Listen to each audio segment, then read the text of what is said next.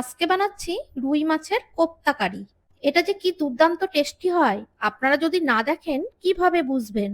প্রথমে এখানে 6 পিস রুই মাছ নিয়েছি, 4টে পেটি আর 2টো গাদা নিয়েছি। তারপর অল্প জলের মধ্যে 15 মিনিট মাছগুলো সিদ্ধ করে নিলাম। মাছগুলো কিছুক্ষণ ঠান্ডা হয়ে যাওয়ার পর কাঁটাগুলো ভালো করে বেছে নেব। তারপর দেব হাফ চামচ গোলমরিচ গুঁড়ো, স্বাদ মতন লবণ, সামান্য একটু হলুদ গুঁড়ো, লঙ্কা গুঁড়ো আর একটু লেবুর রস।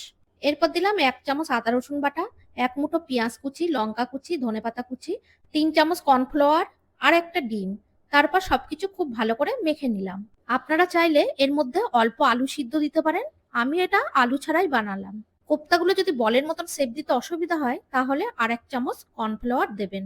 বলের মতন শেপ দিয়ে গরম তেলে দিয়ে লো মিডিয়াম আঁচে লাল লাল করে কোপ্তাগুলো ভেজে তুলে নিলাম। এই ভাজা কোপ্তাগুলো টমেটো সসের সাথে খেতে কিন্তু দারুণ লাগবে। তারপর একই তেলের মধ্যে তেজপাতা, শুকনো লঙ্কা, গোটা জিরে ফোড়ন দিয়ে পেঁয়াজ বাটাটা দিয়ে ভেজে নিয়েছি। তারপর দিয়েছি আদা রসুন বাটা, লবণ, হলুদ, লঙ্কা গুঁড়ো দিয়ে কষিয়ে নিয়েছি। তারপর দিয়েছি একটা টমেটো পেস্ট, ধনে গুঁড়ো, জিরে গুঁড়ো, কাশ্মীর লঙ্কা গুঁড়ো দিয়ে মশলাটা আরো কিছুক্ষণ ভালো করে কষিয়ে নিয়েছি। তারপর দিয়ে দিলাম অল্প পরিমাণ জল। জলটা ভালো মতন ফুটে উঠলে দিয়ে দিলাম গরম মশলা গুঁড়ো আর মাছের কোপ্তাগুলো দিয়ে ঢাকনি চাপা দিয়ে 2-3 মিনিট রান্না করে নিলাম। সবার শেষে ধনেপাতা কুচি ছড়িয়ে দিয়ে নামিয়ে ফেললেই রেডি।